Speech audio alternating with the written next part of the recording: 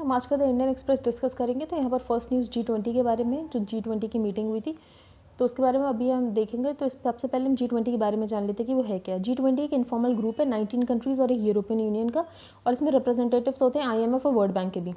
G20 largest advanced और emerging economies दोनों का ग्रुप होता है, लेकिन जो G7 है वो बस एडवांस्ड इकोनॉमीज का ग्रुप है, जो कि रिप्रेजेंट करती है 2/3 of the world population, 85% of the GDP, 80% of the global investment and over 75% of the global trade.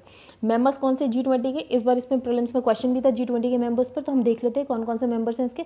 Argentina, Australia, Brazil, Canada, China, France, Germany, India, Indonesia, Italy, Japan, Republic of Korea, Mexico, Russia, Saudi Arabia, south Africa, Turkey, UK, US, European union. तो आप इसे याद कर लीजिएगा सारे members को। G20 का कोई भी परमानेंट सेक्रेटेरिएट हेडक्वार्टर नहीं है। Instead, the G20 president is responsible for bringing together the G20 agenda in consultation with other members and in response to developments in the global economy। तो जो G20 का president होता है वो एक agenda लेकर आता है बाकी सारी G20 कंट्री से डिस्कस करके। अब G20 में ट्रायोका का भी कॉन्सेप्ट है। ये क्या कॉन्सेप्ट है, जैसे इस साल जिस कंट्री की प्रेसिडेंसी होगी, जो लास्ट ईयर जिस कंट्री की प्रेसिडेंसी थी और नेक्स्ट ईयर जिस कंट्री की प्रेसिडेंसी होगी, वो उन तीनों के साथ मिलकर काम करेगा। तो इसको ही ट्रायोका बोलते हैं। ये इसलिए ताकि जो भी ग्रुप का एजेंडा उसमें कंटिन्यूटी मेंटेन रहे। बाकी नेक्स्ट न्यूज़ है, हाउस ऑफ पैनल ने क्या क्या गैप्स पाए हैं जो हमने कोविड-19 से रिस्पॉन्स में डील किया, वो हम नेक्स्ट पेज पर देखेंगे। तो पहले G20 के बारे में देख लेते हैं कि G20 में किस किस के बारे में बात हुई। तो प्राइम मिनिस्टर ने G20 की मीटिंग में बोला, spirit of trusteeship towards planet earth will inspire us for a healthy and holistic life style. तो हमें ट्रस्टीशिप का एटीट्यूड रखना चाहिए अर्थ के तरफ, तभी हम सस्टेनेबल लाइफ स्टाइल को अडॉप्ट कर सकते हैं। दूसरा, मिनिस्ट्री ऑफ एक्सटर्नल अफेयर्स का एक ऑफिशियल स्टेटमेंट था, ये था new global index for the post corona world that comprises 4 की एलिमेंट्स।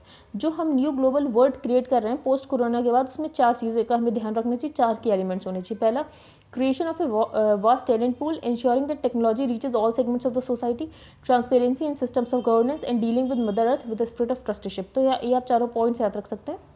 अब हम देखते हैं कि हाउस पैनल ने क्या क्या गैप्स पाए हैं पैंडेमिक रिस्पॉन्स में।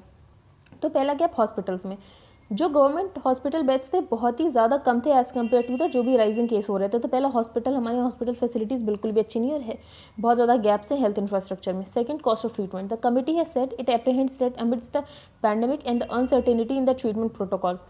जो हेल्थ में कॉस्ट होती है वो आउट ऑफ पॉकेट एक्सपेंडिचर होता है। इंसान उसको अपने अकाउंट में नहीं रख के चलता है कि हेल्थ एक्सपेंडिचर हो जाएगा, और इसी कारण बहुत सारे लोग पॉवर्टी लाइन में चले जाते हैं। तो कॉस्ट ऑफ ट्रीटमेंट कि लोगों को बहुत ज़्यादा, वो उससे बहुत ज़्यादा लोग पॉवर्टी लाइन के नीचे चले गए। थर्ड, सर्विलांस का सिस्टम। जो कॉन्टैक्ट ट्रेसिंग थी बहुत ही ज़्यादा पुअर थी, स्लो टेस्टिंग था इनिशियल फेज में, बाद में टेस्ट होना बड़े हुए, पर स्टार्टिंग में बहुत कम टेस्ट हो रहे थे। Committee feels that NCDP IDSP should have been utilized in a more effective manner, especially when the sole objective of IDSP is to respond to outbreaks in the early phase through trained rapid response team। तो IDSP ने भी ठीक से effectively काम नहीं किया, contact tracing अच्छे से नहीं की, टेस्टिंग कमिटी ने पाया जो टेस्टिंग है वो कुछ टेस्ट ऐसे हैं जो सही रिजल्ट नहीं देते। For example, worried at the use of less reliable diagnostic test which increase the chances of false negatives. तो कुछ जैसे RT-PCR है, कुछ टेस्ट देर में रिजल्ट देते हैं पर वो रिजल्ट सही देते हैं। तो एक टेस्टिंग की दिक्कत थी। लास्ट अभी 2 आ रहे हैं विमेन में क्या दिक्कत थी, इससे विमेन को बहुत दिक्कत हुई पैंडेमिक की वजह से। एक तो डोमेस्टिक वायलेंस बहुत ज़्यादा बढ़ गया, only adversely affected women social and mental wellbeing but also disturbed access to health care services. उनको सेक्शुअल और रिप्रोडक्टिव हेल्थ केयर सर्विसेज नहीं मिल पाई, कॉन्ट्रासेप्टिव्स के एक्सेसमेंट नहीं हुआ। इसके अलावा क्या हुआ, अनवांटेड प्रेगनेंसीज हुई, अनसेफ अबॉर्शंस हुए।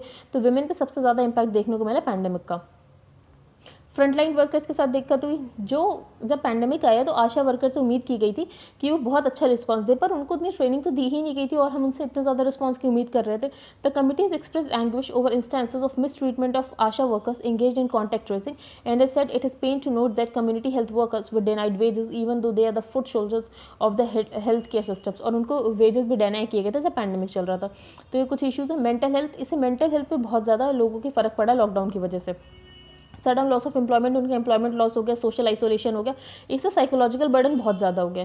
There is no denying the fact that staying in touch with friends और family is a typical mechanism for coping with stress.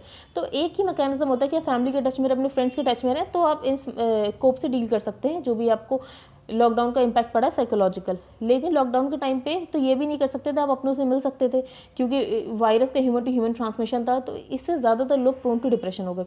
तो ये सारे इम्पैक्ट पड़े हैं कोविड-19 के। तो आप लिख सकते हैं किस पे हॉस्पिटल्स पर क्या पड़ा, सर्विलांस पे क्या पड़ा, फ्रंट लाइन वर्कर्स पे क्या पड़ा, चिल्ड्रन पे क्या पड़ा। तो आप ये सब याद रख सकते हैं। अब हम नेक्स्ट न्यूज़ की तरफ मूव ऑन करते हैं। यहाँ पे जल जीवन मिशन की बात आई है, तो हम देख लेते हैं जल जीवन मिशन है क्या। जल जीवन मिशन एनविसाज करता है supply 55 litres of water per person per day to every rural household through functional household tap connection by 2024। तो 2024 तक हर घर में 55 लीटर पानी रोज़ पहुँचेगा पर पर्सन के हिसाब से, हर इंसान के according. JJM focuses on integrated demand and supply management of water at the local level. ये किस बात पे फोकस करता है कि डिमांड और सप्लाई साइड मैनेजमेंट इंटीग्रेटेड है लोकल लेवल पे। फंडिंग पैटर्न क्या होगा, जो फंड शेयर होंगे सेंटर और स्टेट्स के वो 90:10 के रेशियो में शेयर होंगे for Himalayan and north eastern states, 50-50 जो जनरल स्टेट्स होते हैं, और यूनियन टेरिटरीज के लिए पूरा सेंटर देगा 100%। अब नेक्स्ट न्यूज़ की तरफ मूव ऑन करते हैं। Bid to double oil refining capacity, quadruple natural gas usage. तो प्राइम मिनिस्टर नरेंद्र मोदी ने सैटरडे को ये बोला कि वो डबल कर देंगे इंडिया की oil refining capacity in the next 5 years, और नेचुरल गैस का यूसेज 4 टाइम्स कर देंगे। और कंट्री का और भी क्या टारगेट है, country was also moving forward to reduce its carbon footprint by 30 to 35%। तो हम जो अपना कार्बन फुटप्रिंट है वो भी कम करने की कोशिश कर रहे हैं। 30 to 35% का हमारा टारगेट है कि हम कम कर देंगे, और हम उसकी तरफ बढ़ भी रहे हैं। हम सोलर एनर्जी को बहुत ज़्यादा प्रमोट करते हैं, रिन्यूएबल एनर्जी को प्रमोट कर रहे हैं। तो लेट्स सी, अब नेक्स्ट चलते हैं। आज आर्टिकल ज़्यादा अच्छे नहीं थे, तो हम वो यहाँ पे ब्रू रेफ्यूजीज़ का आया है। तो बहुत ज़्यादा प्रोटेस्ट चल रहे हैं, क्योंकि जो ब्रू रेफ्यूजीज़ हैं जो मिज़ोरम से आ गए, तो उनको त्रिपुरा में शिफ्ट करने की बात की जा रही है। तो जो त्रिपुरा के लोकलाइट्स हैं वो बहुत प्रोटेस्ट कर रहे हैं कि नहीं, इनको यहाँ पर नहीं करना चाहिए। तो अब क्या, ये जो ब्रू रेफ्यूजीज़ हैं ये त्रिपुरा में PVTG की तरह आइडेंटिफाइड है, तो आप ये याद रख सकते हैं। These refugees who fled Mamit, Kolasib and Lunglei district of adjoining Mizoram in 1996 are being resettled in Tripura as part of an agreement among the two state governments, the central and the Bru migrants। लेकिन अब बहुत ज़्यादा protest चल रहा है, तो आप Bru refugees के बारे में भी पढ़ सकते हैं कि ये क्या है। इनको रियांग भी बोलते हैं। एक बार इनका सेंसस में गलत नाम हो गया था रियांग, और तब से ब्रू और रियांग दोनों तरीके से इनको रेफ़र करते हैं। ये LSR के बारे में, LSR की एक लड़की ने सुसाइड कर लिया था, तो कुछ गैप्स पता चलते हैं। तो यहाँ पर 2 फैक्ट्स हम देख लेते हैं। एक तो स्कीम चलती है innovation in science pursuit for inspired research. ये स्कॉलरशिप है हायर एजुकेशन के लिए। ये कौन ऑफर करता है, department of science and technology. ये प्रीलिम्स में एक बार क्वेश्चन भी आ चुका है इंस्पायर के बारे में कि इंस्पायर क्या चीज़ है। तो ये स्कॉलरशिप है for higher education offered by the department of science and technology, she scholarship. और इसके अलावा एक चीज़ है कि क्या हमारे कॉलेजेस इक्विप्ड हैं डील करने के लिए रूरल एक्सक्लूसिविटी से। जो रूरल बैकग्राउंड से लोग आते हैं वो अपने आप को एलिनेटेड महसूस करते हैं, तो क्या कॉलेजेस इनसे डील करते हैं। तो ये एक पॉइंट हो सकता है कि आप इसके बारे में सोच भी सकते हैं कि ऐसा है कि नहीं है, और इसमें क्या क्या ड्रॉबैक्स हैं और उनसे कैसे डील कर सकते हैं। रिफॉर्म्स फॉर व्हाट, ग्रोथ और ग्लोरी। तो एक आर्टिकल आया था 2 या 3 दिन पहले, मैंने रिक्लेम टू ग्रोथ वाला था।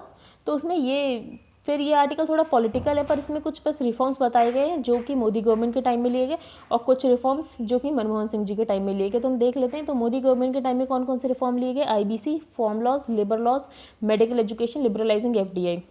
और फिर यहाँ पे ऑथर ने बताया है कि मनमोहन जी के टाइम में कौन कौन से रिफॉर्म्स लिए गए, तो वो बहुत ज़्यादा रिफॉर्म्स है ऐसा कहना है इनका। तो आप ये सारे नाम पढ़ सकते हैं कौन कौन से रिफॉर्म्स है। ये खास कोई इंपॉर्टेंट नहीं था।